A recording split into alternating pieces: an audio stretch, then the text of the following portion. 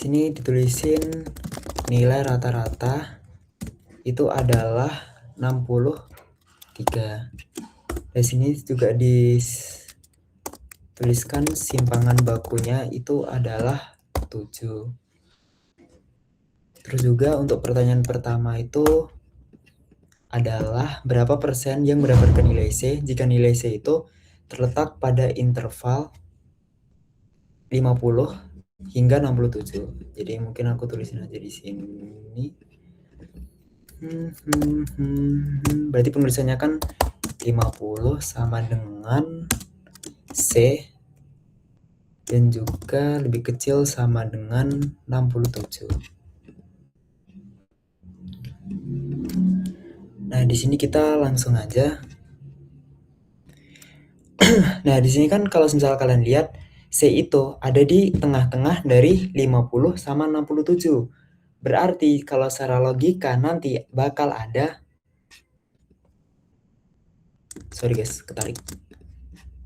Di foto ini, di gambar distribusi normal ini tuh bakal ada 2 garis. Karena apa? Karena di sini C itu adalah dipepet dari 50 sama 67. Jadi nanti di sini bakal ada garis sama garis dan kita bakal ambil nilai tengahnya. Kenapa kita ngambil nilai tengah? Karena di sini ditulisin kalau C itu adalah tengah atau isian dari 50 hingga 67. Beda lagi kalau misal C itu terletak di lebih besar daripada 67. Kalau lebih besar daripada 67, dia cuman ada satu garis seperti itu. Oke, langsung aja. Di sini karena ada dua kasetnya tuh dua tiang, jadi aku berarti ngebuat nilai Z-nya itu ada dua. Ini yang pertama itu adalah Z nilai 50. Oke. Nah, di sinilah ya, biar aman lah ya. Nah, di sini kita tulisin Z itu sama dengan, aku langsung nulis rumus atau langsung hitung aja guys? Langsung hitung aja ya. Aku ngerti kalian paham kok rumusnya. Itu adalah 50 dikurangin dengan rata-ratanya.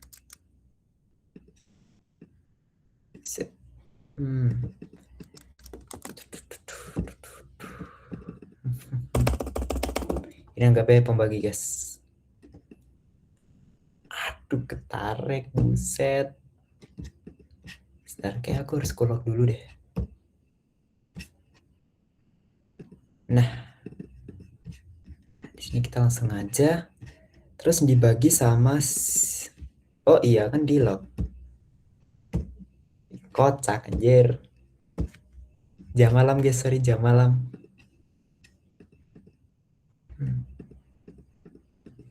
Oh ya wes lah.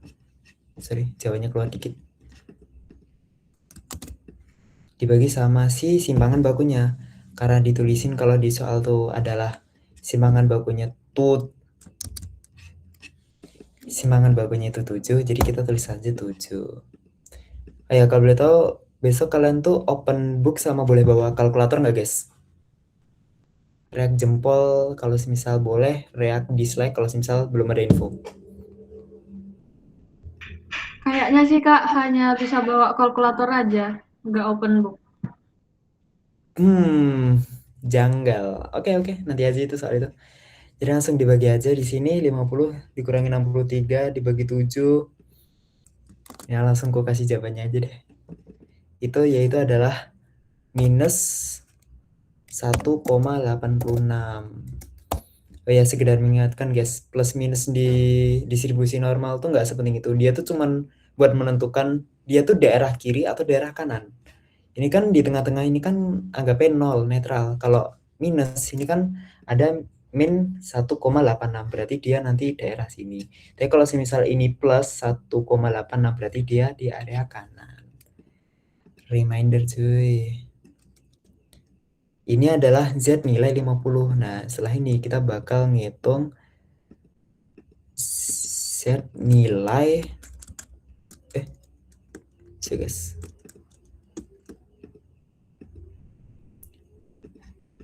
Nah,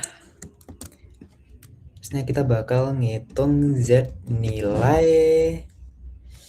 67. Ganti aja di bagian sini. Dan hasilnya adalah 0,57. Nah, kan sudah nemu nih guys. Ini contohnya aku bakal garisin. Nah, sini kan kalau misalnya kalian lihat tiang pertama yang patokannya itu 50, dia tuh minus. Tapi tiang satunya dia positif. Artinya ada dua tiang yang satu tiang tuh di daerah positif dan satu tiangnya itu di bagian negatif. Jadi mungkin bakal aku giniin aja. Sorry ya guys adanya. Asem gak kelihatan sih. Ah. Janggal. Yes.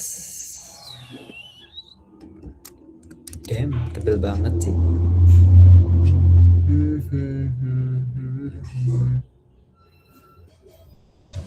Nah. Foto dah.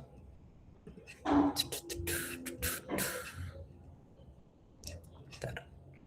Sih ya guys. Gua ngide pakai ginian aja ya guys ya, sorry. Nah, anggapnya tiangnya ada di sini. Sama tiangnya itu. Damn it. Tiangnya ada di sini dan satunya itu tiangnya itu ada di sini. Ada di sini. Nah, jadi kan kalau misal kalian lihat di soalnya itu adalah sisa itu adalah 50 dari 67. 50-nya itu di sini, 67-nya di sini. Berarti yang kita cari adalah di area sini. Dari sini sampai sini. Seperti itu. Di sini kita langsung tulis aja. Kalau semisal di sini adalah tiangnya, nilai Z-nya adalah min 1,86 dan tiang yang ini nilai Z-nya adalah 0,57. Nah, terus apa yang akan kita lakukan setelah kita sudah menentukan tabel Z ini, kita bakal buka ke tabel distribusi normal. Ya aku tahu lah kalau misal kalian udah bisa baca ya guys ya. Aku bakal nge-share tabel binomialnya sekarang ya teman-teman. Aku bisa dibantu ya, ayo. Sebentar.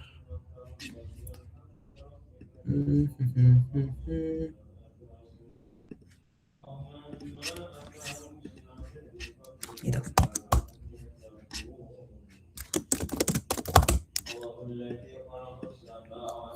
Atau nggak kalian ya bisa ngebuka tabel kalian sendiri, is okay, malah bagus banget jujur. Nah di sini ditulisin yaitu adalah 1,86. Kalau misalnya kita lihat di sini 1,86 berarti dia bernilai 0,4686. 0,4686. Kenapa?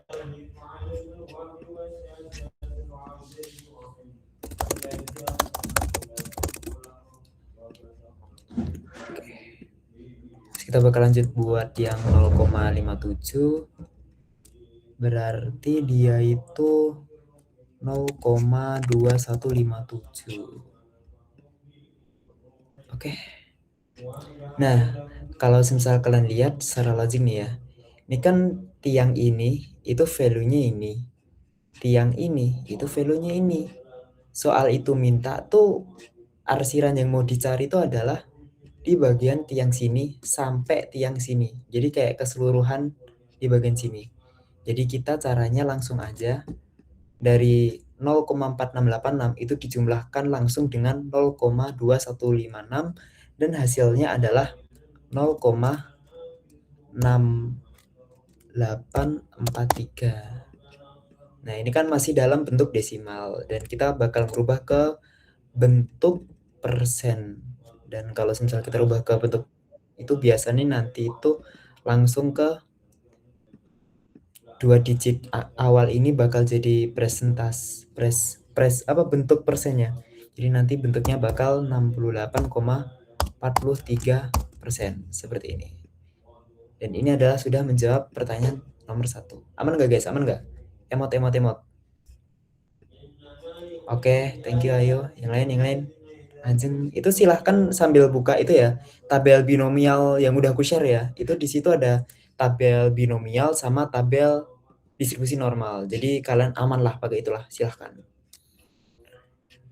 Nah, oke, nomor 1 sudah selesai dan kita bakal lanjut ke nomor B, yaitu adalah bila 6% nilai terendah itu diberi E, maka berapa nilai E tertinggi? Nah, kalau misalnya kalian logik atau kalian baca secara detail, 6% nilai terendah itu akan dikategorikan nilai E. Nah, kita tuh disuruh nyari nilai E tertinggi itu berapa. Nilai E tertinggi itu berapa. Jadi kita langsung aja. Oke. Di sini aku bakal tuliskan di sini. Nah, di sini kan ditulisin kalau semisal 6%. 6%. Nah, 6% itu kalau semisal aku mau bentuk menjadi desimal tuh berarti adalah 0,06 ya teman-teman, bukan 0,60. Itu salah banget jir. Nah, kita habis itu kita langsung aja sorry guys. Kita langsung aja melakukan perhitungannya aja. Sorry guys, emang kadang statistika tuh emang agak pusing karena emang kalian harus ngafalin rumus soalnya. Nah, kalau misal kalian ada soal seperti ini, kalian tuh menggunakan X sama dengan rata-rata. Oke, rata-rata dijumlahkan dengan zonnya atau zonanya dan dikali dengan apa tadi? Simpangan baku.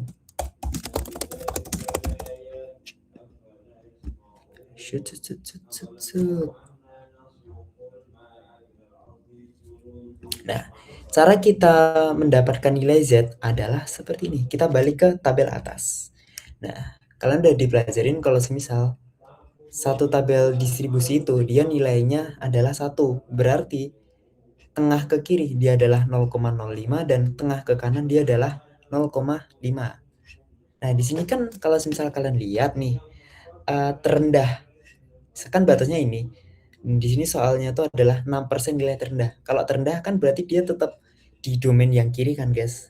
Nah, domain yang kiri itu berarti dia 0,5 ribu. Nah, di sini juga ada tulisannya kalau misal kita tuh akan mengambil 6% dari data terendah. Berarti kita langsung aja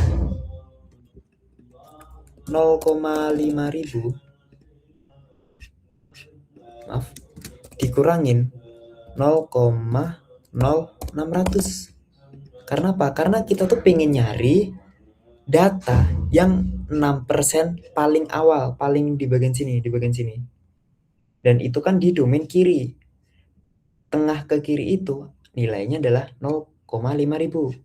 Dan aku tuh pengen nyari garis awal dengan 6% itu.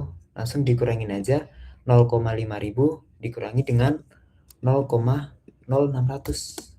Kalau misalnya kita hitung nanti hasilnya bakal menjadi 0,4400. Nah, setelah itu kita bakal cari di tabel normalnya. Ya, aku ngerti lah, kalian bisa nyari lah ya.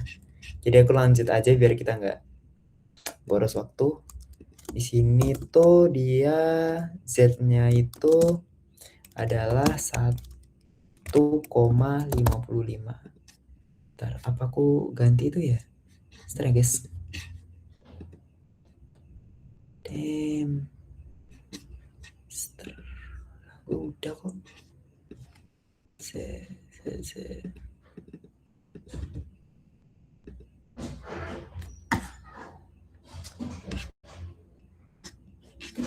Nggak paham sih. Sorry guys. Oke, kita lanjut aja. Nah, setelah kita udah tahu Z-nya, kita bakal langsung ngisi ini. Kita langsung aja kita tulisin rata-ratanya, berarti tadi kan 63. Terus akan dijumlahkan dengan Z-nya berapa? Yaitu adalah 1,55. Tapi ingat, ini adalah Z di area kiri. Jadi dia bakal minus. Nah, habis itu bakal dikalikan dengan 7 karena simpangan bakunya itu adalah 7. Ya, kalian hitung dan nanti akan menghasilkan 52,15. Dan ini adalah jawabannya. Jadi benar-benar langsung ketemu. Karena rumus ini tuh dia outputnya tuh benar-benar nilai tertingginya. Jadi nanti tuh nilai tertinggi dari nilai tertinggi nilai tertinggi huruf E itu adalah 52,15. Seperti itu teman-teman. Aman nggak? Sumpah, serius guys. Ini gue tuh pengen entire screen, tapi jujur gue masih belum nangkep nih Mac ini bekerja. Sorry guys. Oke, mungkin kita lanjut aja. Aman semua? Aman nggak? Oke, thank you. Kalau misalnya ada yang ketinggalan, tolong kabarin ya guys. Dan itu adalah nomor 2. Nomor 1, Ci. Nah, sekarang kita bakal lanjut ke nomor 2. Di sini keterangannya adalah sebuah pabrik pembuatan sepatu menghasilkan 7% sepatu yang rusak. Jika 200 sepatu dipilih secara random, berapa probabilitas terdapat sepatu yang rusak? Nah, kalau misalnya kalian lihat di sini, dia tuh soal yang kayak, Mas, ini tuh bisa diselesaikan dengan tabel binomial, tapi enggak. Coba kamu cek di bagian tabel binomial yang udah di-share sama anak Hima. Di sini, tabel binomialnya itu, N-nya itu paling banyak itu hanyalah 25. Dia tuh nggak sampai 200. Nah, kalian gini aja. Kalau misal kalian N-nya atau enggak testernya ini lebih dari 25, logiknya tuh seperti ini. Ini kan harusnya dihitung menggunakan tabel binomial. Tapi N-nya itu adalah 200. Pokoknya kalau misal N-nya itu lebih dari 25, dia tuh bakal kelempar dari awalnya itu menggunakan tabel binomial menjadi tabel normal. Jadi berubah gitu guys. Jadi mungkin langsung aja.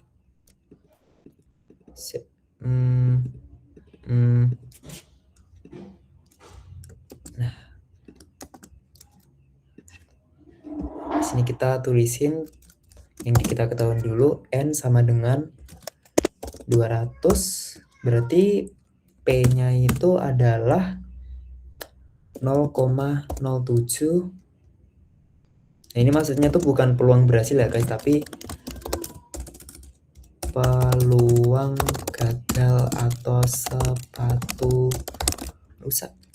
Nah, terus untuk rata-ratanya kita bakal cari dengan rumus rata-rata sama dengan N dikali P. Nah, N-nya berapa guys? 200 dikali 7%. Nah, 7%. Dia bakal menghasilkan 14. Jadi nanti rata-ratanya itu adalah 14. Setelah kita cari rata-rata, ini kan konteksnya kan kita bakal rubah perhitungan ini menjadi perhitungan tabel distribusi normal seperti ini kan guys. Tabel distribusi normal kan perlu beberapa hal, yaitu adalah Z itu beberapa hal. Yang pertama adalah rata-rata, kita udah dapat, dan yang kurang adalah simpangan baku. Nah, rumus buat mendapatkan simpangan baku itu dengan cara simpangan baku itu sama dengan, ini akar, kalian pinter lah ya, bisa baca ya, N PQ. Jadi nanti bentuknya tuh akan seperti ini guys.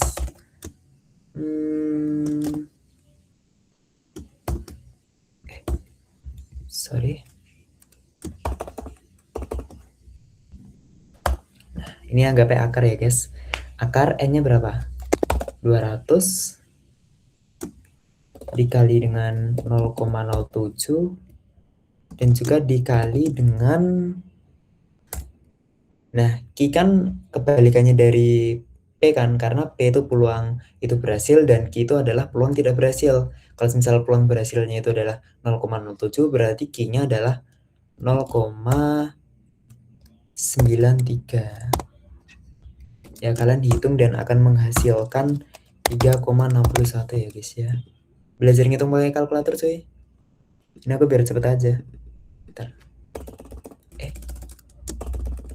Nah, perfect. Nah, jadi udah ketemu rata-ratanya itu adalah 14.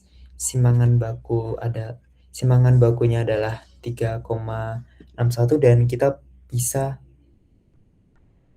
menghitungnya ya guys ya dengan cara rumus seperti biasa. Nah, rumusnya kan ini kan teman-teman. Z sama dengan target kita dikurangin rata-rata dibagi simpangan baku. Nah, di sini kalau misal kalian ada pertanyaan berapa probabilitas terdapat sepatu yang rusak lebih dari 10. Nah, gini. Di sini kita bukan menggunakan 10, tetapi kita menggunakan 9,5. Nah, jadi alasan kita menggunakan 9,5 dan bukan 10 karena gini. Di distribusi normal itu, dia tuh bentuknya tuh bukan di distribusi normal itu dia tuh nggak pakai 1, 2, 3, 4, enggak kan? Tapi distribusi normal tuh ngelihatnya tuh kayak 1,1, 1,2, 1,3, 1,4 dan seterusnya.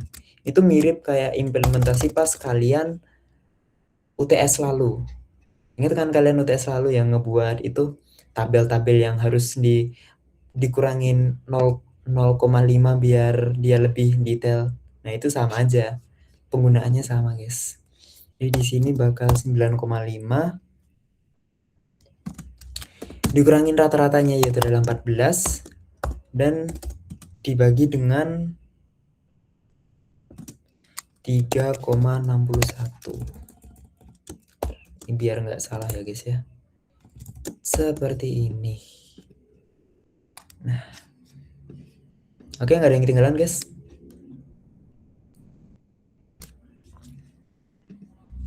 Jujur ini emang materi agak gitu deh. Nah, di sini kita bakal ngebuat tabel distribusi again dan karena di sini memperlihatkan lebih dari 10 dan kalau misal hasil perhitungannya itu berbentuk negatif karena ini hasilnya adalah min 1,25, artinya jika minus dia tuh tiangnya tuh bukan di area kanan tetapi di area kiri. Karena apa? Karena dia minus. Aku mau ngambil tiangku. Damn, gak bisa. Sebentar guys.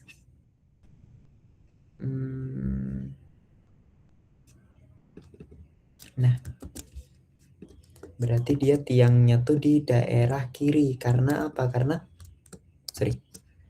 hasilnya itu di hasil ini tuh Z-nya itu adalah minus. Jadi kalau minus tuh ya kita otomatis di daerah kiri. Itu. Nah, di sini kan di pertanyaannya adalah berapa probabilitas terdapat sepatu yang rusak lebih dari 10. Artinya yang kita arsir adalah seluruh dari area ini, batasnya ini sampai kanan. Jadi sampai area sampai terus ke kanan sampai maksimal lah. Seperti itu teman-teman. Nah, kita balik lagi ke pembelajaran sebelumnya. Kalian ingat kalau tengah ini semua total ini adalah 1, kalau tengah ke kiri adalah 0,5 ribu dan tengah ke kanan dia adalah 0,5 ribu. Nah, kita kan mau menghitung nih dari tiang ini, patokannya tiang ini ke area kanan, ke maksimal kanan. Sebentar. Kita kan hitungnya bakal seperti ini guys. Dari tiang ini ke area kanan. Nah, tapi kan garis tengah ini ke kanan seterusnya kan dia nilainya berapa guys? Nilainya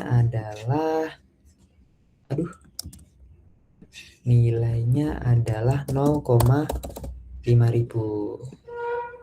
Jadi kita tuh nggak usah ngitung di area pertengahan ke kanan. Kita cukup menghitung area pertengahan ke kiri, tapi dia tuh nggak ngelewatin batas ini. Nah, kita bakal lanjut aja. Oke, 1,26 kalau misal kita lihat di tabel binomialnya, kalian bisa cek sendiri, itu adalah bentar.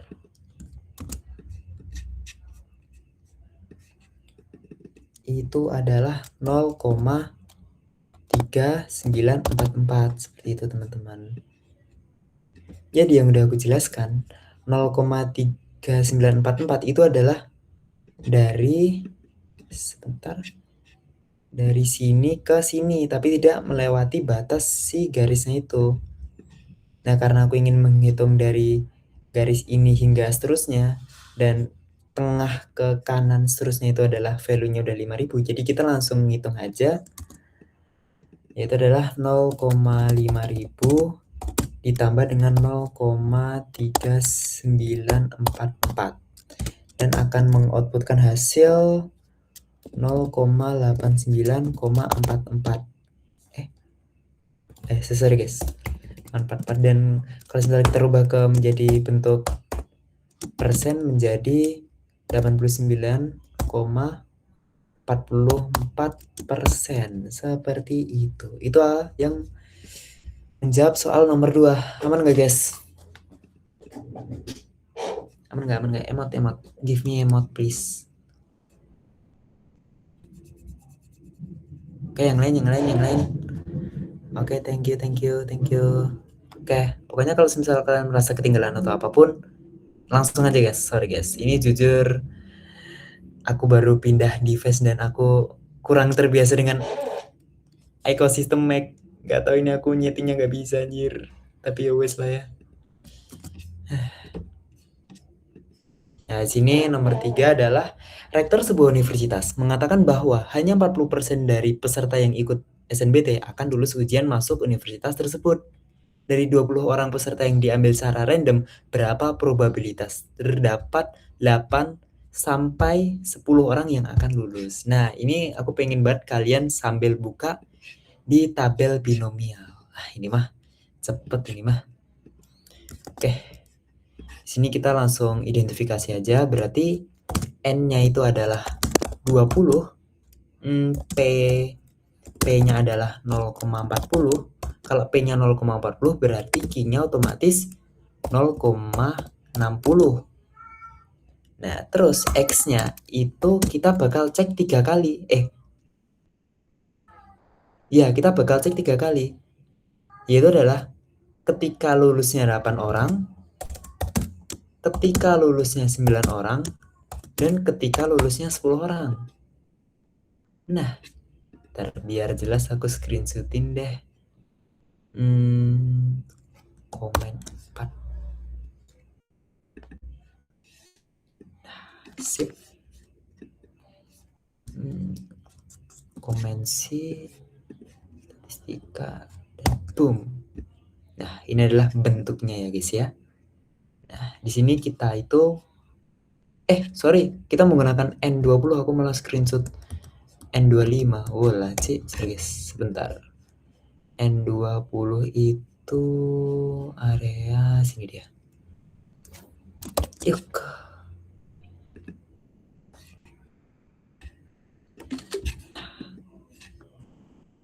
Komen C, kita bakal balik dan kita komen V. Nah, ini dia. Nah, di sini kita bakal menghitungnya 3 kali. Karena apa? Karena di sini tulisannya berapa probabilitas terhadap 8 hingga 10 orang yang lulus. Berarti kan logiknya kan kita bakal ngitung ketika 8 orang yang lulus, ketika 9 orang yang lulus, dan ketika 10 orang yang lulus, dan kita bakal menjumlahkan ketiga probabilitas itu. Nah, di sini kita tuh gampang banget, guys. Kita langsung aja. N-nya berapa? 20. N-nya 20 udah sesuai. P-nya berapa? 0,40 nih. Terus Q-nya berapa? 0,60. Kalau Q bodo amat sih. Kita lebih ke fokus ke X-nya. Oke. Jadi mungkin aku tulis saja 8 orang lulus. Nah, di sini kita cari aja nih. P-nya 0,40, X-nya itu 8. 8 berarti dia itu adalah 1797. 0,1797. Ini buat 8 orang yang lulus. Kalau 9 orang yang lulus, berarti kita turun bawah aja sekali. Berarti dia adalah 0,1597. 0,1597. And then kita bakal ngitung 10 orang lulus. Sini kita bakal sama aja dan kita bakal ngepasin ke 10 ini. Berarti dia hitungannya adalah 0,1171. 0,1171 seperti ini. Setelah kita menemukan hal ini semuanya, kita bakal jumlahkan teman-teman. Langsung aja jumlahkan. Dan hasilnya adalah itu. Hasil penjumlahan dari 0,1797, 0,1597 dan 0,1171. Untuk hasilnya gimana Mas? Hitung sendiri ya. Pakai kalkulator, aman ya? Aman kan? Aman nggak guys? Yang lain. Oke, yang lain cuy. Kalian ada 27 orang cuy. Oke, mantap. Sip. Oke, nomor 3 aku anggap done ya guys ya. Oh ya, aku mau ngejelasin suatu hal. Karena aku sebelumnya di nomor 2 ini ngejelasin kalau misal ini itu adalah sesuatu soal yang bisa digunakan cara ini, cara instan. Tapi kalau misalnya kalian lihat di bagian tabel yang udah aku share, itu tuh N maksimalnya berapa guys? 25 kan? Tapi di sini itu N-nya berapa? 200. Kalau N-nya itu lebih dari 25, kita harus nge-convert perhitungan itu ke distribusi normal dan itu hukumnya wajib. Nggak bisa dimainin. Tapi kalau misal N-nya itu adalah 1 sampai 25, kalian bisa langsung menggunakan cara ini. Cara instan seperti ini. Kalian pastiin aja N-nya berapa, P-nya berapa, dan X-nya itu berapa. X itu adalah jumlah yang ingin suksesnya berapa. Tergantung soalnya guys ya. Oke, kita bakal lanjut ke nomor soal nomor 4 yang jujur paling ribet banget. Anjir. Oke. Nah, di sini di sini aku bakal memberi kalian 2 soal, sorry. Karena kalau misalnya kalian cek di bagian sini, di sini adalah menggunakan satu sisi buat mengidentifikasi studi case ini. Tapi kan ada 2 macam kan guys, yaitu adalah satu sisi dan 2 sisi. Seperti itu. Kita bakal bahas ke satu sisi terlebih dahulu. Ini adalah materi uji hipotesis ya guys ya. Jadi emang agak ya melelahkan materi ini cuy. Wajar, aku juga capek. Nah, di sini mungkin aku tulisin tanda pagar uji hipotesis. Kita mungkin baca terlebih dahulu. Dari catatan bagian pemasaran perusahaan listrik di suatu kota madya menunjukkan bahwa sebelum ada perubahan tegangan dari 110 volt menjadi 200 volt, konsumsi atau pemakaian rata-rata untuk setiap langganan setiap bulan adalah 84. Tetapi setelah tegangannya itu dirubah menjadi 220 volt, diadakan suatu survei terhadap 81 pelanggan dan ternyata menunjukkan suatu hal yang meningkat, yaitu adalah konsumsi atau pemakaian rata-rata setiap bulannya menjadi 88,5 dengan standar defisiasinya adalah 14. Lalu, berdasarkan data tersebut, ujilah pendapat yang menyatakan bahwa perubahan tegangan tersebut memiliki pengaruh yang sangat kuat di dalam pertambahan pemakaian listrik di kota madya. Nah, kalau misalkan lihat di sini, ada 2 hipotesis guys. Hipotesis pertama yaitu adalah H0 itu bandingannya mengenai rata-rata. Aku tulis RT ya guys ya. Itu sama dengan 84. Itu adalah hipotesis netralnya. Nah, lanjut ada hipotesis 1. Bedanya hipotesis H0 sama H1 gini guys. H0 tuh kayak sesuatu yang udah pasti, H1 tuh kayak ada suatu aksi dan aksinya tuh ada hasilnya ini. Kalau misal kalian lihat nih, H0 itu sesuatu yang udah pasti di sebelum hari. Sebelum hari itu hal pastinya itu adalah rata-ratanya 84. Tetapi setelah meningkatkan tegangan voltnya menjadi 220, itu berubah menjadi 88. Nah, di sini tuh kita tugasnya tuh buat ngecek apakah benar-benar dia tuh berubah atau enggak nih. Apakah dia tuh hipotesis H0 atau hipotesis awalnya itu yang mengenai 84 ini dia tuh benar-benar diterima atau ditolak. Ya aku ngerti kalian udah paham sih guys. Jadi aku langsung aja. Di sini aku tulis RT lebih dari 84. Karena di sini dijelaskan setelah tegangan dirubah dan menunjukkan hasil yang meningkat. Kalau meningkat berarti kita menggunakan tanda lebih dari. Nah, itu buat yang pertama. Dan kita bakal lanjut buat menuliskan taraf nyatanya. Taraf nyata. Di sini aku menggunakan A lah ya. Karena jujur tidak bisa buat C. A itu adalah berapa guys ini? 3%. Nah, di sini yang udah aku jelasin, kalau misal tipe soal yang uji hipotesis itu biasanya ada dua macam guys. Yang pertama adalah satu sisi dan yang kedua adalah dua sisi. Di sini kita bakal fokus ke satu sisi terlebih dahulu. Tarif nyatanya itu adalah 3%. Kita rubah jadi bentuk desimal menjadi 0,03. Nah, setelah ini kita bakal mencari, yaitu adalah namanya daerah penerimaan. Di sini cara ngitungnya adalah 1 dikurangin A-nya itu 1 dikurangin 0,03 dan akan menghasilkan 0,97. Nah, kalau misal kalian lihat, misal nih bentar, aku liatin deh, aku kopasin. Nah, jika kalian lihat, kan bentuk tabel distribusi normal, dan ini kan dari awal hingga akhir dia kan value-nya 1 kan guys. Kalau misal bentuknya seperti ini, 0,97. Artinya, dia itu sama aja kayak 0, itu sama aja kayak 0,5000 dan 0,4700 seperti ini. Jadi kayak benar-benar dipisah gitu guys. Nah, kita balik lagi fokus ke soalnya. Di sini ada tulisannya adalah ujilah satu sisi.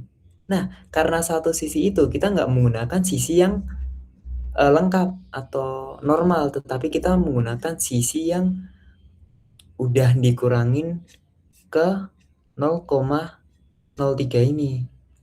Nah, kita bakal lanjut ya guys ya. Oke. Nah, di sini kita bakal ngebuat garis lagi. Nah, garis lagi.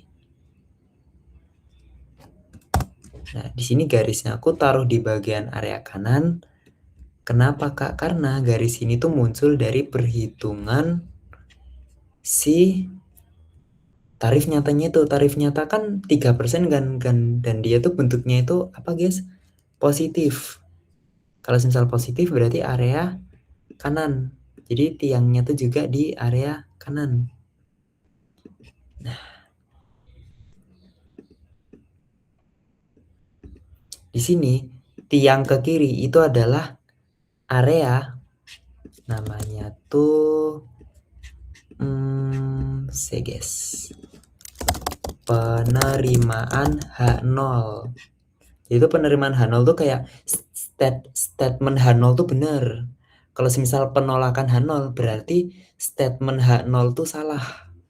Kita bakal cek. Jadi dari tiang ini ke kiri sampai maksimal itu adalah penerimaan H0. Jadi kalau misal kita menghitung nih, dan angkanya tuh di area tiang sini ke area kiri, berarti H0 berbanding dengan rata-rata sama dengan 84 itu, dia bisa diterima. Tapi kalau misal kita bakal ngitung uji statistiknya itu adalah di area tiang ke kanan, itu berarti masuk ke bagian namanya itu adalah penolakan H0. Berarti kalau semisal H0 salah, berarti kalau semisal nih kita bakal ngitung uji statistiknya itu value-nya didapatkan di area kanan. Berarti dia masuk ke penolakan H0. Berarti statement H0 itu ditolak seperti itu. Dan statement H1 diterima. Gitu guys.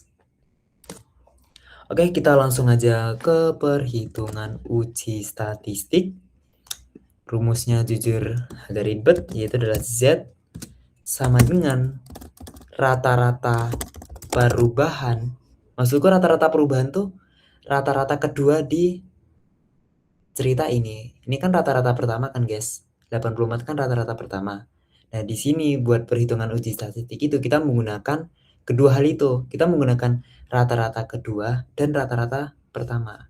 Jadi aku tulisin Z itu perhitungannya adalah rata-rata perubahan dikurangin rata-rata awal. RT awal. Lalu dibagi dengan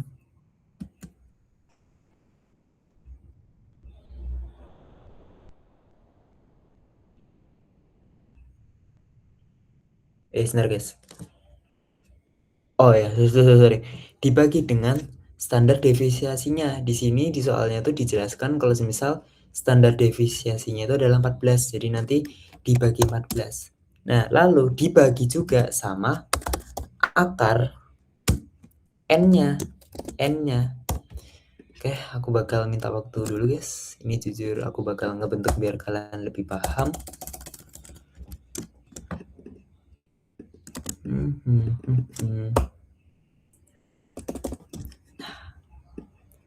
Yuk. Standar deviasi.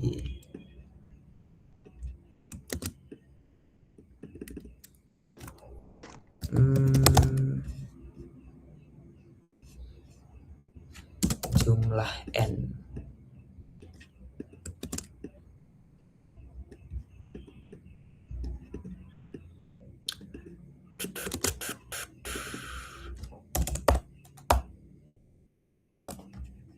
Itu dibagi jumlah N. Nah,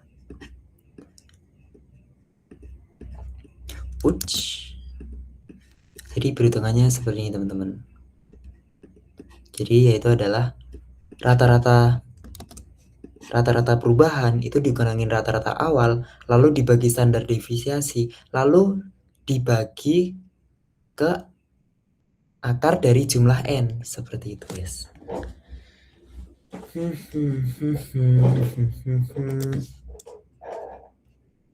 Udah aku nulis akar jelek banget jir. Gimana ya bentuknya? Nah gini aja biar lebih kelihatan. Jadi kita langsung aja ngelakuin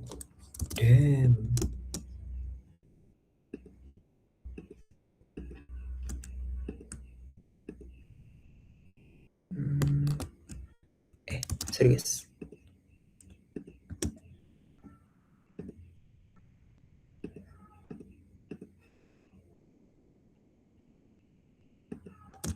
Nah, kita bakal langsung hitung rata-rata perubahannya itu berarti 81 sorry 88,5. Jadi di sini kita tulisin rata-rata perubahannya tuh 85,5 dan rata-ratanya awal di atas ini adalah 84. Langsung ganti aja ke 84. Di sini kita bakal ngeganti standar deviasinya. standar deviasinya itu adalah 14, jadi kita langsung rubah 14. Dan di sini adalah jumlah N. Jumlah N-nya itu berarti 81. Ya, kalian ngitungnya tuh dari bawah ya guys. Nanti kalian ngitung awal tuh. Kayak akar dari 81 berapa. Terus nanti 14 dibagi hasil dari akar 81 baru nanti dibagi lagi seperti itu. Dan kita langsung aja skip ke bagian hasil ya guys ya. Jadi nanti akan beroutputkan itu adalah 1,88. Ini hasil dari perhitungan ini ya guys ya. Gue sudah minta ChatGPT buat menghitung ini guys. Oke. Nah, dan setelah kita menghitung statistik uji, kita bakal balik ke bagian sini lagi guys. Nah, di sini kalau misalnya kalian cek, nah, kalau misalnya kalian cek di bagian sini, secara tidak langsung dia tuh berkata kalau misal daerah penerimaan H0 itu adalah Z kurang dari 1,88. Anjir, ini hasilnya salah cuy. Hasilnya itu sorry guys, 2,89. Pantes janggal jir. Nah, oh ya guys, aku lupa ngejelasin hasil dari 1,88 itu adalah hasil dari tabel Z di tabel distribusi normal yang mendekati 0,4700 ya guys ya. Ini buktinya. 1,88.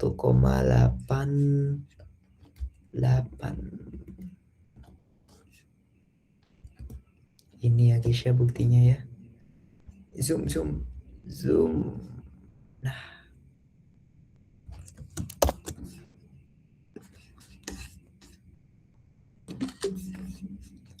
Oke.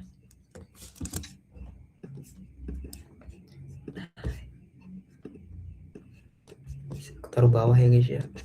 Ini buktinya.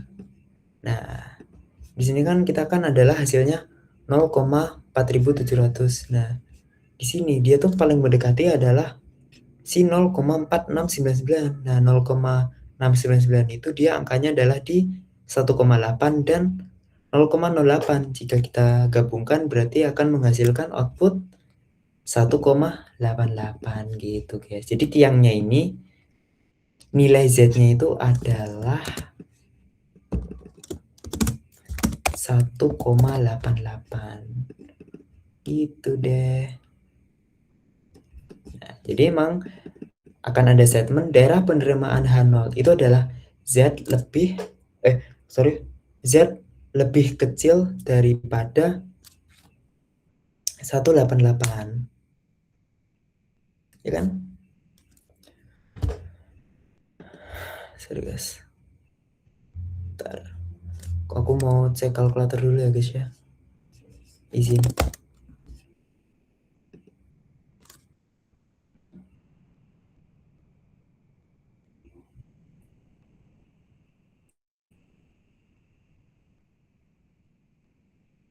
Oke, udah bener kok. Nah, sedangkan hasil perhitungannya kita adalah 0,89. Setelah kita menghitung statistik uji, kita bakal ngebuat statement berdasarkan statistik uji didapatkan nilai 2,89 dan nilai ini berada di daerah penolakan H0. Maka hipotesis RT sama dengan 84 ditolak seperti ini. Dan soal nomor 4 pun selesai. Gimana guys? Aman nggak? Emot please. Oke, Ayu thank you. Yang lain. Atau perlu pulang? Oke, thank you Sarah. Thank you Vela Survive. Ini kenapa yang komen anak-anak perhatikanku doang, jir? Ya udahlah ya. Kalau misal kalian bermasalah langsung kabarin aja, guys. Nah, itu adalah pembahasan soal uji hipotesis kalau semisal dia satu sisi doang. Nah, sekarang kita bakal ngebuat kalau semisal dia menggunakan dua sisi. Oke. Misal aku ngebuat soal dugaan sementara menyebutkan bahwa rata-rata berat badan SMA kelas 11 itu 65 untuk menyelidiki dugaan tersebut diambil sampel 36 orang siswa untuk diteliti dan menghasilkan rata-rata 64 dan simpangan baku 12 dan juga tarif nyata 5%.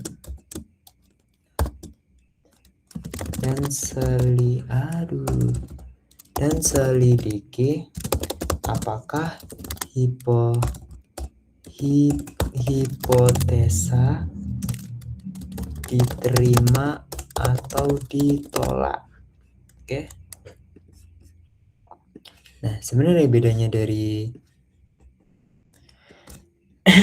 menggunakan sisi 1 dengan sisi 2 tuh dia dalam konteks soalnya, guys. Pokoknya ingat kalau misal di sisi 1 tuh dia tuh biasanya tuh ngebandingin H0-nya tuh sama dengan dan H1-nya itu lebih dari. Tapi kalau semisal dia itu adalah dua sisi tuh biasanya tuh ya guys, biasanya itu tuh di uji hipotesisnya itu pas kalian nentuin itu dia tuh bukan lebih dari sama dengan tapi itu tidak sama dengan. Misal nih kalian baca, dugaan sementara menyebutkan bahwa rata-rata berat badan SMA kelas 11 itu adalah 65. Untuk menyelidiki dugaan tersebut diambil sampel 36 orang siswa untuk diteliti dan menghasilkan rata-rata 64 dan simpangan baku 12 dan juga tarif nyatanya itu adalah 5%. Dan selidiki apakah hipotesa itu diterima atau ditolak. Nah, jika kalian lihat ngebandingin soal 1 dan soal 2, di sini tuh dia lebih ke pembuktian. Ini tuh beneran H0 tuh rata-ratanya tuh sama dengan 65 atau sebenarnya itu bukan 65 gitu. Sebenarnya itu tuh bener-bener mirip banget, guys. Sisi 1 dan dua sisi. Tapi biasanya di soal tuh nanti ditulisin dengan dua sisi atau dengan satu sisi. Seperti ini, mirip kayak gini, guys. Kalau di sini misalnya kan ujilah ini ditulisin kalau misal ujilah satu sisi. Jadi emang benar-benar ada keterangannya. Karena kalau misal nggak ada detail kayak satu sisi atau dua sisi itu kayak benar-benar mirip itu dan nggak jelas nih. Ini tuh sebenarnya tuh bisa diselesaikan menggunakan satu sisi atau dua sisi seperti itu. Biasanya tuh ada tulisannya kayak dengan dua sisi atau dengan satu sisi seperti itu. Kita langsung aja mulai. Di sini uji hipotesisnya itu adalah H0 dibandingkan dengan rata-rata itu adalah sama dengan 65. Dan hipotesis alternatifnya itu adalah rata-rata itu tuh tidak sama dengan 65. Nah, awalnya kita tulis tarif nyata yaitu adalah A sama dengan 5%. Kita bentuk ke desimal menjadi 0,05. Nah, ada not nih. Karena dua sisi, maka dia tuh dibagi rata, guys. Area positif, area sini, sama area sini. Jadi nanti tuh 5% tuh nanti pembagiannya tuh menjadi 0,025 dan 0,025 seperti ini.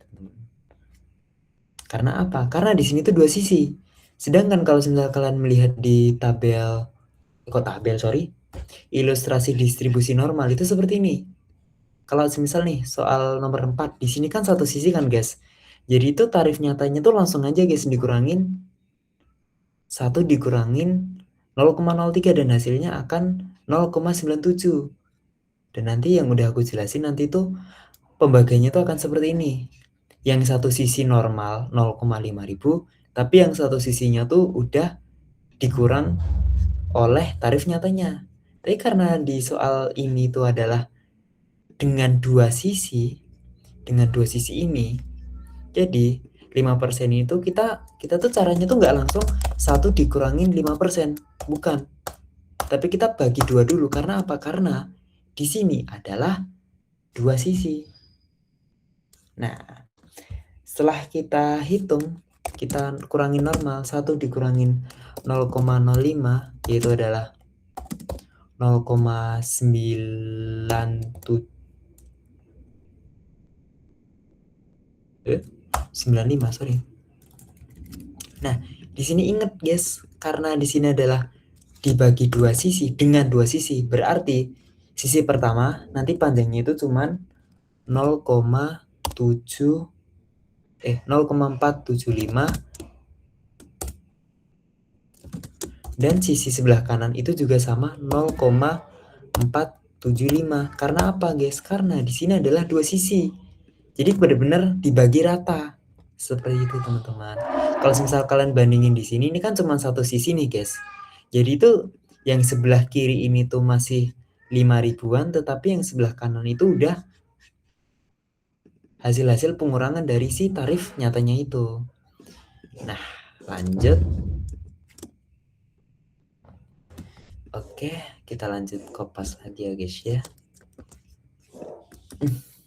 Nah, di sini nanti bentuknya akan menjadi seperti ini guys. Oops. Ada di sisi sini dan ada juga di sisi sini seperti itu. Dan panjangnya ini ke sini, buset tenggelam cuy. Ini ke sini dan ini ke sini itu adalah sama-sama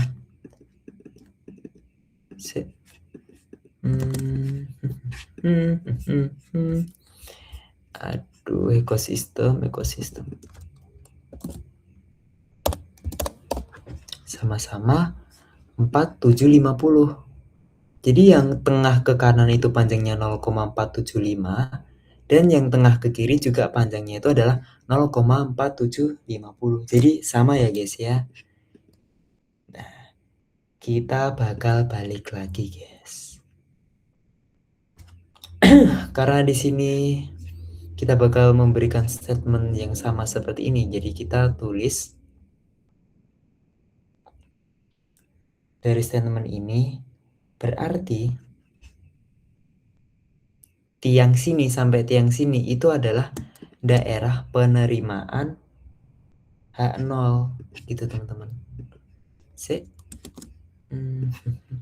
Jadi area tiang sini sampai tiang sini atau titik sini itu adalah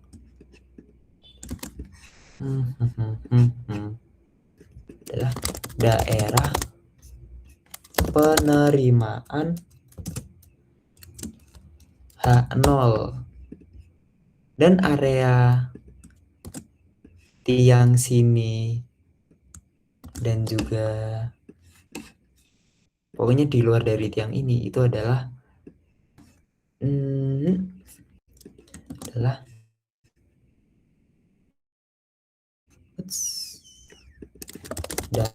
daerah penolakan H0.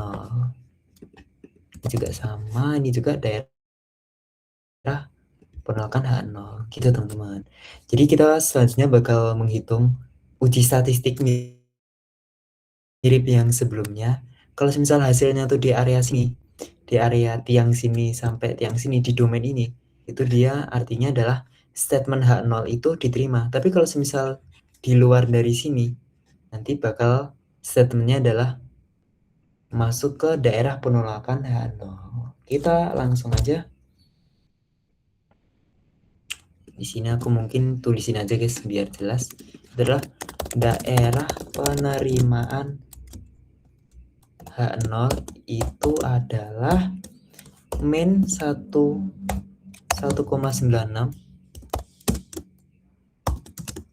ini Z dan juga 1,96. Oke. Kalau misalnya ada yang nanya, Mas 1,96-nya dari mana? G, sebentar. 1,96.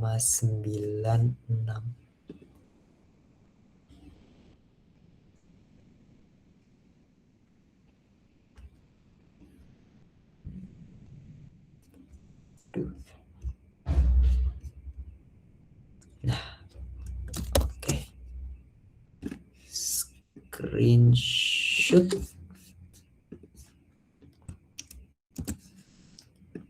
And then kita masuk ke Figma.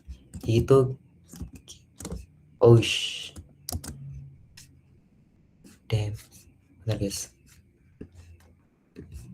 Ekosistem. Oke.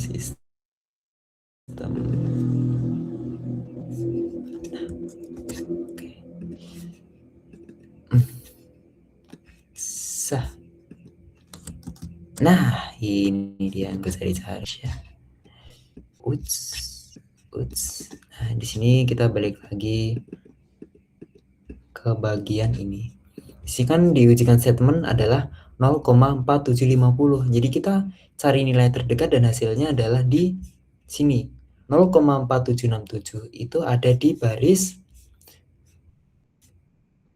1,9 dan ada di kolom 0,09. Jadi artinya adalah Z indeksnya adalah 1,96. Aman lah ya, aku ngerti kalian pinter kok. Nah, setelah itu kita bakal melakukan perhitungan mirip sama kayak ini, yaitu adalah rata-rata perubahan dikurangi rata-rata awal, dibagi standar deviasi, dan dibagi bentuk akar dari jumlah sampelnya, seperti itu. Aku kopas dulu lah ya.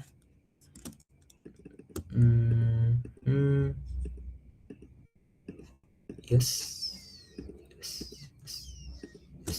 Nah, jadi kita langsung aja kita timpa, kita cek nih, yaitu adalah rata-rata perubahan dan rata-rata awal. Kita cek rata-rata perubahannya berarti 64, rata-rata awalnya 65. Oke, berarti di sini kita tulisin rata-ratanya itu adalah 64 dan rata-rata awal banget itu adalah 65.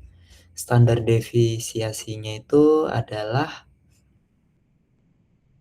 kok standar deviasi? Sorry guys, ini kayak aku salah nulis deh. Itu adalah 12.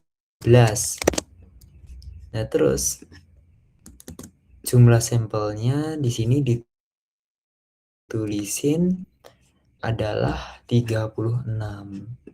Kayak aku nggak capek-capek buat nge-reminder kalian kalau misal ngitungnya dari bawah. Oke, jadi langkah pertama nanti kalian ngepecah nih akar dari 36. Hasilnya kan 6 tuh. Terus 12 dibagi 6. Hasilnya 2. Terus kalian hitung dulu 64 dikurangi 65 adalah min 1, lalu min 1 dibagi sama 2. Dan hasilnya adalah aduh kopas. Hasilnya adalah min 0,5. Daman lah ya ini. Bisa lah ya. Nah, setelah kita mengetahui hasil ini, kita bakal balik ke bagian daerah penerimaan lagi nih teman-teman. Aku tarik ya. Nah, aku tulisin dulu deh. Hasil uji statistik. Dan setelah kita buat seperti ini, kita bakal cek nih. Kalau semisal hasil uji statistiknya adalah min 0,5, berarti dia bakal masuk ke area Z nggak guys menurut kalian? Kalau misal dilihat nih, berarti dia masuk lah ya? Masuk kan? Oh iya, betul. Masuk. Sorry, guys. Jam malam, jir, jam malam. Nah, terus kita buat statement yang bertuliskan seperti ini. Ya Allah. Tuliskan adalah nilai statistik uji Z adalah min 0,5 terletak di antara penerimaan H0. Jadi statement H0 yang ini, yang awal ini, yang ini, H0 dibanding RT, H0 dibandingkan mengenai rata-rata yang menghasilkan 65 kilo itu adalah diterima. Kita cek lagi nih, ini adalah daerah penerimaan H0 itu adalah di antara minus 1,96 hingga 1,96. Dan hasil uji statistiku adalah minus 0,5. Yang secara harfiah itu adalah terletak di penerimaan H0. Karena kan dia kan benar-benar mungkin di area sini lah ya, di area sini. Dan itu kan masuk ke daerah penerimaan. Berarti kasarnya adalah H0 itu diterima, H1 itu ditolak. Seperti itu. Oke guys, ada pertanyaan? Jujur ini udah selesai sih. Karena menurutku kalian harus banyakin latihan soal yang banyak sih guys.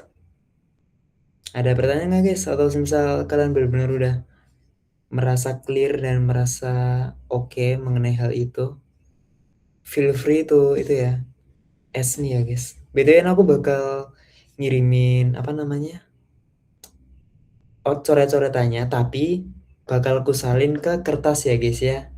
Jangan ke sini, ini berantakan banget. Apalagi aku juga nggak pakai pen tablet juga. Jadi sorry guys. So, aman guys?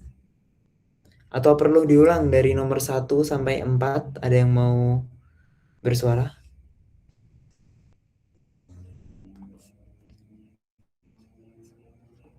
Halo.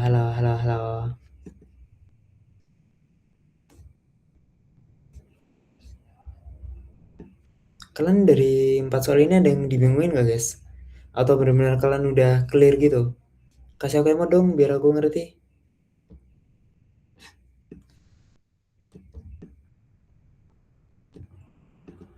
Halo. Oke, yang lain. Kenapa aku melihat anak perhatikanku doang? Sip. Ada pertanyaan nggak guys? Ada pertanyaan nggak? Buat coret-coretannya tuh mungkin paling lambat besok ya guys ya. Besok sore. Jadi stay tune aja. Oke. Anjay. Jadi clear semua nih. Oke. Dari aku cukup sekian sih, aku kembalikan ke MC. Thank you very much.